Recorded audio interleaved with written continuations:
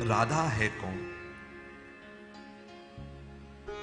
अगर हम देखें तो राधा को समझने से पहले हम गोपी को समझें। गोपी कौन है? गोपी को समझने के लिए एक बात समझ में आए, अगर हम भागवत पढ़े हैं तो वहां यशोदा को भी गोपी शब्द से संबोधित किया है। यशोदा भी गोपी है। अच्छा जी, कहां लिखा है यशोदा को गोपी? हाँ कहा, बिल्कुल कहा। कहां है? गोपी गीत पढ़ो।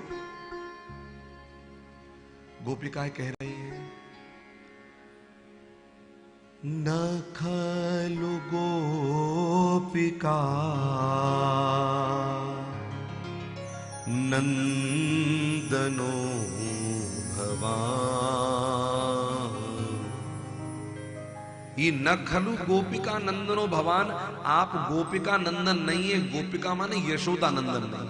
नंदन का अर्थ पुत्र ही तो होता है, तो आप गोपिका के पुत्र नहीं है। वहां गोपिका का अर्थ है यशोदा। अब यशोदा के लाल नहीं है, तो गोपी का जहां जहां भाव आया है वहां यशोदा भी सम्मिलित है, अन्य गोपांगनाएं भी सम्मिलित हैं। लेकिन गोपी के स्वरूप को समझे पहले। गोपी किसे कहते हैं?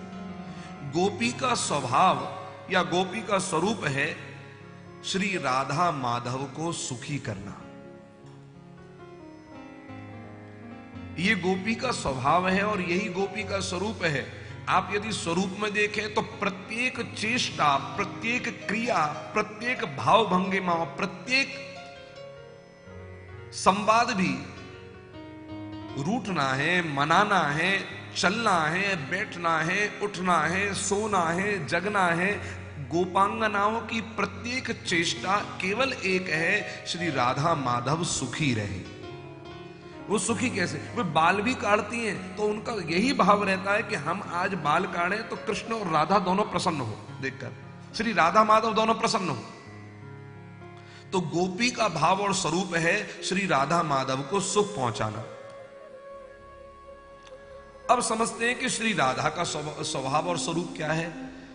बोले जैसे गोपियों का स्वभाव और स्वरूप है श्री राधा माधव को सुख पहुंचाना, वैसे ही श्री राधा का स्वभाव और स्वरूप है श्री कृष्ण को सुख पहुंचाना। श्री कृष्ण सुखी कैसे हों, श्री कृष्ण प्रसन्न कैसे हों, यह भाव है राधा का। तो सर्वत्र केवल त्याग ही त्याग का दर्शन है।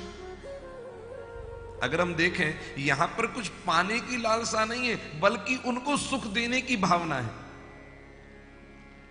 यह है श्री राधा रानी और गोपांगनाओं का स्वभाव और स्वरूप।